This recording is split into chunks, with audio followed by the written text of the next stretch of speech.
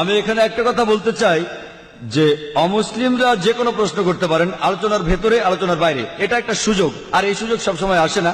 আমি যে কোনো প্রশ্নের উত্তর দিতে রাজি। আপনি যদি অমুসলিম হন, আমি সানন্দে আপনার প্রশ্নের উত্তর দেব, আলোচনার ভেতরে আলোচনার বাইরে, যে কোনো ধর্ম, যে কোনো প্রশ্ন। এটা আমার সৌভাগ্য। এখন আপনার প্রশ্নটা করেন। আমার প্রশ্ন আসলে আমার বন্ধুর জন্য। আমার বন্ধু একজন শারীরিক প্রতিবন্ধী। তার প্রশ্ন হলো, স্রষ্টা কেন মানুষকে পঙ্গু করে পৃথিবীতে পাঠান? কোরআনের কোনো আয়াত বা নবী মোহাম্মদ সাল্লাল্লাহু আলাইহি ওয়াসাল্লামের কোনো হাদিসে কি বলা আছে কি কারণে স্রষ্টা মানুষকে প্রতিবন্ধী করে পৃথিবীতে পাঠান? আমার প্রশ্ন এটাই, আর আমার ধারণা এরপরে আমি আর কথা বলার সুযোগ পাবো না। তাই আমি ইসলামিক ইনফরমেশন সেন্টার এবং ডক্টর ফাতিমা মুসিফার আর ডক্টর জাকির নায়েককে ধন্যবাদ জানাচ্ছি আমাকে এই সুন্দর সুযোগ দেওয়ার জন্য। কেন, কি কারণে আল্লাহ কিছু মানুষকে পৃথিবীতে পাঠান পঙ্গু বানিয়ে? ভাইরা, এর কারণটা হলো পবিত্র কোরআনে সূরা মুলকের 2 নম্বর আয়াতে উল্লেখ করা হয়েছে যে আল্লাযী খালাকাল মাউতা ওয়াল হায়াতা, তিনি আল্লাহ জীবন আর মৃত্যু সৃষ্টি করেছেন তোমাদের পরীক্ষা করার জন্য। এখন আপনি এই প্রশ্নটা করেছেন যে কিছু মানুষ কেন জন্মায় পঙ্গু হয়ে আর কেউ গরিব, কিছু মানুষের জন্মগত কঠিন অসুখ থাকে। এই প্রশ্নটা হিন্দু দার্শনিকদেরও সমস্যায় ফেলে। আর এ কারণে হিন্দু দার্শনিকরা বলে থাকে একটা দর্শনের কথা, ওটা হলো সংস্কারা, জন্ম আর পুনর্জন্মের চক্র। যদি আপনি বেদ পড়েন, আমি সব ধর্মগ্রন্থ পড়েছি, বেদে বলা হচ্ছে পুনর্জন্মের কথা। পুনর মানে পরবর্তী, জন্ম মানে জীবন, পরবর্তী জীবন। এমনকি কোরআনেও মৃত্যুর পরের জীবনের কথা বলা হয়েছে, তবে সেটা বেদের মতো না যে জন্ম তারপর মৃত্যু, আবার জন্ম আবার মৃত্যু, আবার জন্ম আবার মৃত্যু, এমন কোন চক্র নেই। কিন্তু হিন্দু ধর্ম দর্শনের একটি প্রধান ভিত্তি হলো কর্ম। প্রত্যেক কর্মই আবার নির্ভর করে ধর্মের উপর, এর একটা অ্যাকশন আছে, রিয়াকশন আছে। আর এর উপর ভিত্তি করে হিন্দু ধর্মের দার্শনিকরা মনে করেন যে সম্ভবত আগের জীবনে এই লোকগুলো কোন অন্যায় করেছিল, তাই এই জন্মে তারা পঙ্গু হয়ে জন্ম নিয়েছে। যদিও এই কথা বেদের কোনো অনুচ্ছেদে নেই। বেদ হচ্ছে হিন্দু ধর্মের সবচেয়ে পবিত্র গ্রন্থ, আর বেদে এই সম্পর্কে আপনি কিছুই পাবেন না। সেখানে পাবেন শুধু পুনর্জন্ম, যার অর্থ পরবর্তী জীবন। খ্রিস্টানরা এটা বিশ্বাস করে, এমনকি মুসলমানরাও এটা বিশ্বাস করে, কারণ তারা এটার কোনো ব্যাখ্যা দিতে পারে না যে কেন কিছু মানুষ কঠিন অসুখ নিয়ে জন্মায়। হিন্দু দার্শনিকরা যুক্তি দেখায় যে মানুষ মারা যায়, তারপর রূপ পরিবর্তন করে। যদি আপনি আগের জন্মে খারাপ কাজ করে থাকেন, তাহলে এই জন্মে পঙ্গু হয়ে জন্মাবেন। তারা আরো বলছে যে যদি কোনো মানুষ ভালো কাজ করে থাকে, তাহলে সে উঁচু জাতে জন্মাবে, আর সবচেয়ে উঁচু স্তরের প্রাণী হচ্ছে মানুষ। এই জন্মে আপনি খারাপ কাজ করলে নিচু স্তরের প্রাণী হয়ে জন্মাবেন। হতে পারে একটা বিড়াল, একটা কুকুর, অথবা অন্য কোনো প্রাণী। যদি ভালো কাজ করেন তাহলে উঁচু স্তরে। আমি একটা প্রশ্ন করি, এখন পৃথিবীতে অপরাধের সংখ্যা বাড়ছে না কমছে? বাড়ছে না কমছে? বাড়ছে না কমছে? বাড়ছে। সবাই একমত, বাড়ছে। এখনকার দিনে পৃথিবীর জনসংখ্যা বাড়ছে না কমছে? বাড়ছে। যদি ধরে নিই যে খারাপ কাজ করলে নিচু স্তরে জন্ম হয়, তাহলে তো পৃথিবীর মানুষ কমে যাওয়া উচিত। পরও কথা থাকে, কেন কিছু মানুষ জন্মায় কেউ পঙ্গু হয়ে, কেউ গরিব হয়ে, কারো জন্মগত ত্রুটি থাকে? এর উত্তর দেওয়া আছে পবিত্র কোরআনের সূরা মুলকের 2 নম্বর আয়াতে, আল্লাযী খালাকাল মাউতা ওয়াল হায়াতা, তিনি আল্লাহ জীবন আর মৃত্যু সৃষ্টি করেছেন পরীক্ষা করার জন্য তোমাদের। পৃথিবীতে তোমার জীবন একটা পরীক্ষা পরকালের জন্য, এবং তোমাকে দেয়া পরীক্ষার উপর ভিত্তি করে তোমার বিচার হবে। আর মহান স্রষ্টা এক একজনকে এক একভাবে বিচার করবেন। যখন আপনি কোনো পরীক্ষা দিতে বসেন, প্রত্যেক বছর পরীক্ষার প্রশ্নপত্র বদল হয়। যদি প্রশ্ন না বদলায়, তাহলে পরীক্ষাটা কিসে? প্রতি বছর প্রশ্ন বদলাবে।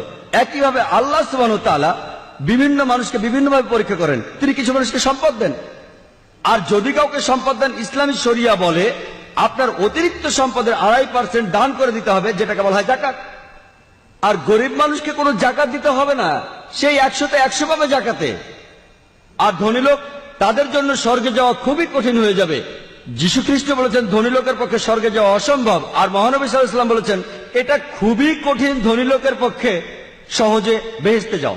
যদি আপনি ভালো করে দেখেন যে আল্লাহ সুবহানাহু ওয়া তাআলা আপনাকে যে সুযোগ সুবিধা দিয়েছেন, তা দিয়েই আপনার বিচার করা হবে। যদি আপনাকে সম্পদ দেন, তাহলে জাকাত দিতে হবে। যদি সম্পদ না থাকে, কোনো জাকাত দিতে হবে না।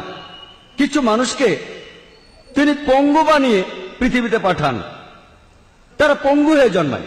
যদি কেউ আমাকে প্রশ্ন করে যে এই শিশুটির অপরাধ কি, সে কি অন্যায় করেছে, আমরা ইসলামে বিশ্বাস করি প্রত্যেক শিশু মাসুম, প্রত্যেক শিশু নিরপরাধ আর নিষ্পাপ।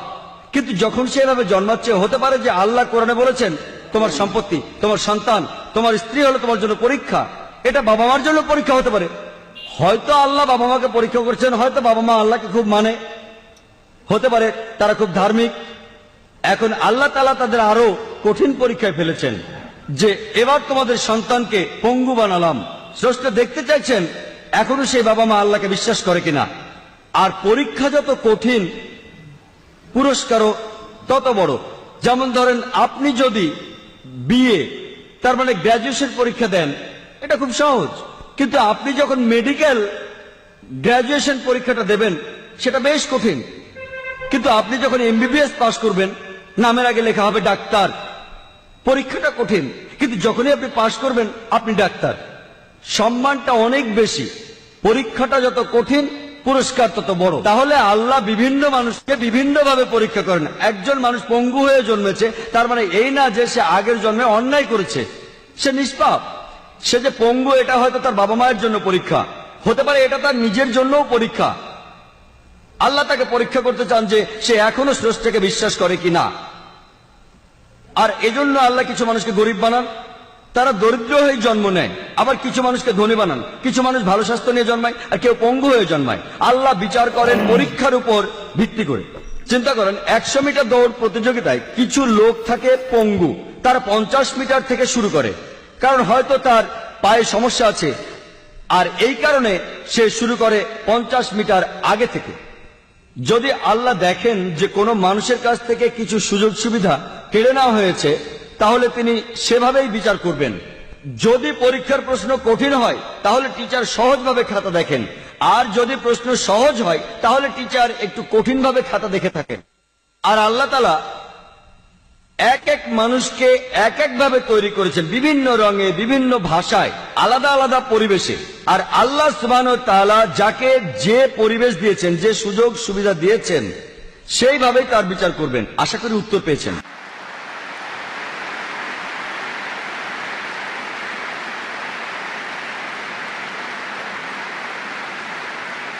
অতীতে আপনি অনেক কাজ করতে চেয়েছেন যে সেই কাজটা যেন হয়ে যায়, বা একটা জিনিস আপনি চেয়েছিলেন সেটা যেন আপনি পেয়ে যান, কিন্তু সেটা হয় নাই। 10-20 বছর পর আপনি বুঝতে পারলেন যে যেটা হয় নাই সেটা না হওয়াটাই আপনার জন্য ভালো হয়েছে, উত্তম হয়েছে। তো দেখুন, মানুষের পরিকল্পনা থেকে আল্লাহর পরিকল্পনা অনেক গুণ বেশি ভালো। আমরা যেটা ভালো মনে করি সেটা কিছুক্ষণ পরে বা কয়েকদিন পরে বা কয়েক মাস পরে ভুল প্রমাণিত হতে পারে।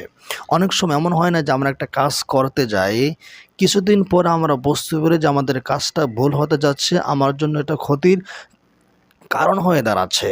তাহলে মানুষের পরিকল্পনা থেকে আল্লাহর পরিকল্পনা অনেক গুণ বেশি ভালো। আমরা যে চিন্তা করে, আমাদের চিন্তা সময় সময় পরিবর্তন হয়, পরিবর্তনশীল। তো আল্লাহ তাআলা যাকে যেইভাবে বানিয়েছে সে ওইভাবেই সন্তুষ্ট থাকবে, এটাই তার জন্য শ্রেষ্ঠ, এটাই তার জন্য উত্তম। এটা আমরা বুঝবো কিয়ামতের দিন সব থেকে বেশি ভালো। এই জন্য আমাদের করণীয় হলো আউফাউদ আমরি ইলাল্লাহ, আমরা আমাদের সকল বিষয়গুলো আল্লাহর উপর ছেড়ে দিব। আল্লাহ সুবহানাহু ওয়া তাআলার প্রিয় নবী সাল্লাল্লাহু আলাইহি ওয়াসাল্লাম বলেন, আল্লাযীনা ইয়াহমাদুনাল্লাহা ফিস সাররাই ওয়াদ দাররা, যারা সুখে এবং দুঃখে সদা সর্বদা আল্লাহর উপর সন্তুষ্ট থাকবে, আল্লাহ পাকের প্রশংসা করবে, কিয়ামতের দিন তারা সর্বপ্রথম জান্নাতে প্রবেশ করতে পারবে।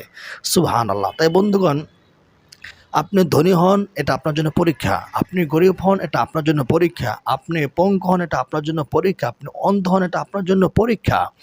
যে যে অবস্থায় আছে সেটা তার জন্য পরীক্ষা। এখন আমাদের করণীয় হলো, আমরা যে অবস্থায় আছি আমরা পরীক্ষায় উত্তীর্ণ হতে যাচ্ছি কিনা। যদি আমরা পরীক্ষায় উত্তীর্ণ হতে যাই, তাহলে আমাদের মর্যাদা কিন্তু আল্লাহ তাআলা স্তর ভেদে বাড়িয়ে দিবেন। আপনি বিপদের মধ্যে পড়ে আছেন, এর উপর আপনি আল্লাহর উপর সন্তুষ্ট আছেন, তাহলে আল্লাহ তাআলা কিয়ামতের দিন আপনার মর্যাদা বহুগুণে বাড়াইয়া দেবেন। তো আল্লাহ তাআলা আমাদেরকে যাকে যেইভাবে রেখেছেন সেইভাবে থাকার চেষ্টা করা। তবে আর একটা কথা বলে নবী করিম সাল্লাল্লাহু আলাইহি ওয়াসাল্লাম বলছেন, তুমি যে অবস্থানে আছো, তুমি আখিরাতের ক্ষেত্রে তোমার থেকে যে বেশি ভালো আমল করে তার দিকে তাকাবে, আর দুনিয়ার ক্ষেত্রে তোমার থেকে যে নিম্ন পর্যায়ের আছে তার দিকে তুমি তাকাবে। তুমি দেখবে যে তুমি তো ৩ বেলা ভালোভাবে খানা খেয়ে বাস করতে পারছো, জীবিত থাকতে পারছো। আরেক ব্যক্তি সে ২ বেলা খায় অথবা ১ বেলা খেয়ে কোনোভাবে বেঁচে আছে, জীবিত আছে। তাহলে তার থেকে তো তুমি ভালো আছো। ব্যাস তুমি আলহামদুলিল্লাহ পড়ো। যে ব্যক্তি ১ বেলা খায়, ২ বেলা খাইতে পারে না, ২ বেলা খাওয়ার টাকা পয়সা তার কাছে নেই, তাহলে সে দেখবে আরেক ব্যক্তি তো ভিক্ষা করে খায়, পথে ঘাটের ডাস্টবিন থেকে কুড়িয়ে খায়। ওই ব্যক্তির উপরে সে তাকিয়ে আল্লাহ পাকের প্রশংসা করবে। তাহলে কিন্তু দুনিয়াটা সুন্দর হয়, দুনিয়াতে মানুষ সুন্দরভাবে থাকতে পারে এবং বসবাস করতে পারে।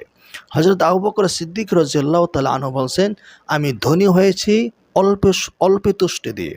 অর্থাৎ মানুষ যখন অল্প পেয়ে সন্তুষ্ট হবে, খুশি হবে, সে কিন্তু একটা নিজের মনের মধ্যে একটা আনন্দ খুঁজে পাবে। আর কেউ যদি লাখপতি হয়, কোটিপতি হয়, সুস্থ থাকে, ভালো থাকে, এরপরও সে যদি সন্তুষ্ট না থাকে, তাহলে তার মধ্যে কিন্তু একটা হতাশা কাজ করে।